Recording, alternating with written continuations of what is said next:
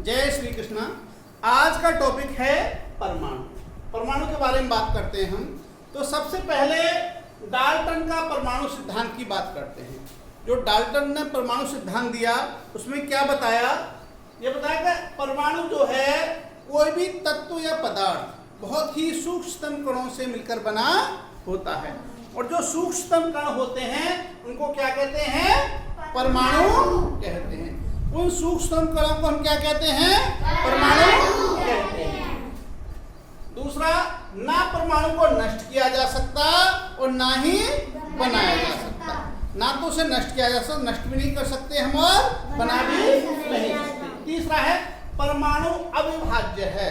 अविभाज्य का मतलब उसे बांट नहीं सकते, उसको विभाजित नहीं कर सकते। उससे अगला पॉइंट है एक ही तत्व के परमाणु आकार भार में समान होते हैं। यदि एक ही तत्व के परमाणु है तो आकार और भार में समान होते हैं, लेकिन किसी दूसरे तत्व के परमाणु से भिन्न होते हैं। यदि कोई दूसरा तत्व है तो उसके परमाणु आकार और भार में अलग होंगे, लेकिन एक ही तत्व है, यदि कोई एक तत्व है या एक पदार्थ है तो उसके परमाणु सब आकार और भार में समान होंगे। ठीक। लेकिन जब 20वीं शताब्दी आई तो साइंटिस्ट खोज करते रहते हैं, और इन्होंने कहा था कि परमाणु अविभाज्य है। उन्होंने उस बात को गलत सिद्ध कर दिया। उन्होंने कहा परमाणु को भी विभाजित कर सकते हैं। किस प्रकार से कर सकते हैं? क्या संतन दिया? उन्होंने कहा कि परमाणु को 3 भाग होते हैं। एक होता है इलेक्ट्रॉन, प्रोटॉन और न्यूट्रॉन।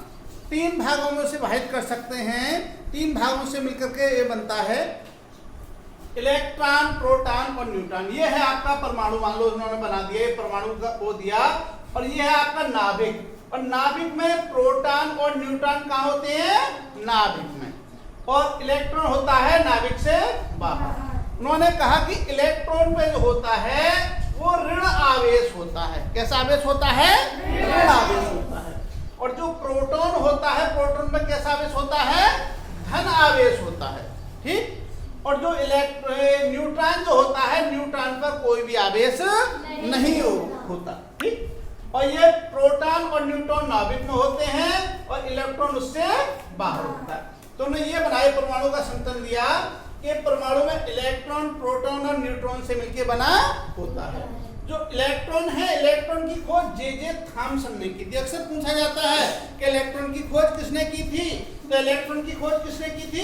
जे थॉमसन ने। ठीक। और जो प्रोटॉन की खोज किसने की?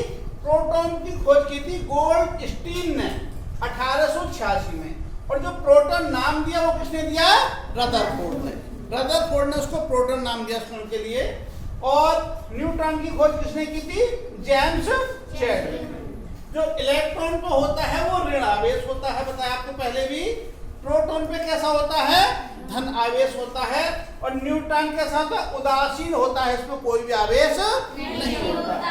इसको याद रखने के लिए ये प्रश्न बहुत ज्यादा पूछा जाता है कि इलेक्ट्रॉन की खोज किसने की, प्रोटॉन की खोज किसने की और न्यूट्रॉन की खोज किसने की, और उन पर कैसा आवेश होता है।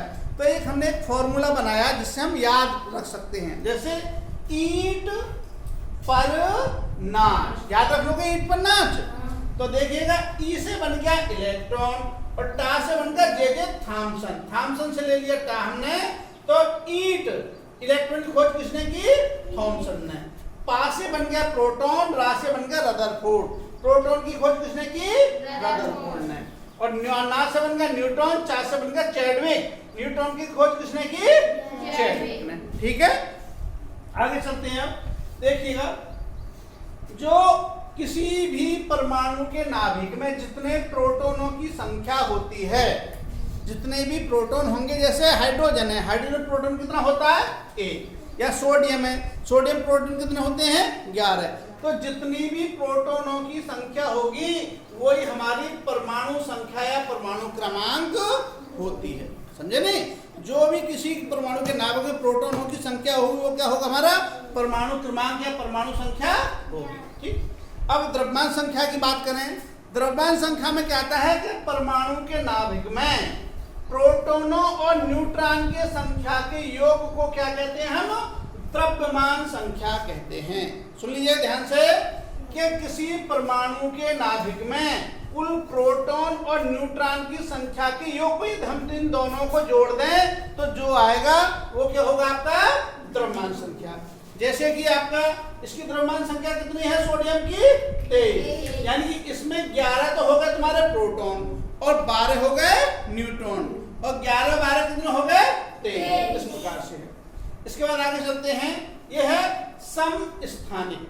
समस्थानिक क्या होता है कि यदि किसी परमाणु के नाभिक में प्रोटॉनों की संख्या तो समान है, समझे नहीं, प्रोटॉनों की संख्या समान का मतलब उसकी परमाणु संख्या हो गई समान, लेकिन द्रव्यमान संख्या है अलग, तो उसको हम क्या कहते हैं, समस्थानिक। जैसे हमारा हाइड्रोजन है, हाइड्रोजन के 3 समस्थानिक पूछे जाते हैं, बहुत हाइड्रोजन के समस्थानिक पूछे जाते हैं। कौन कौन से समस्थानिक हैं, तो कौन कौन से हैं, प्रोटियम, ड्यूटेरियम और ट्राइटियम। देखो जो प्रोटियम है उसमें प्रोटॉन की संख्या कितनी है, 1 और न्यूट्रॉन कोई नहीं है, ठीक है, और 0 है, और 0 1 जोड़ा तो उसकी द्रव्यमान संख्या कितनी आ गई, 1 आ गई आपकी। यदि हम ड्यूटेरियम की बात करें तो ड्यूटेरियम में आपका 1 प्रोटॉन होता है और 1 न्यूट्रॉन होता है, तो उनकी द्रव्यमान संख्या कितनी हो गई, 1 और 1 2, तो इसकी द्रव्यमान संख्या हो गई 2।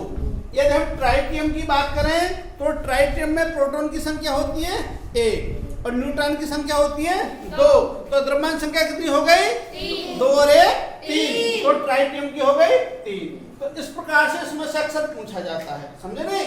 हाइड्रोजन के समस्थानिक पूछ लिए जाते हैं तो उनके नाम याद होने चाहिए, और याद होना चाहिए इलेक्ट्रॉन की खोज किसने की, प्रोटॉन की खोज किसने की और न्यूट्रॉन की खोज किसने की, और इन पर कैसा आवेश होता है, इलेक्ट्रॉन पर ऋणावेश होता है, प्रोटॉन पर धनावेश होता है और न्यूट्रॉन पर कोई भी आवेश नहीं होता।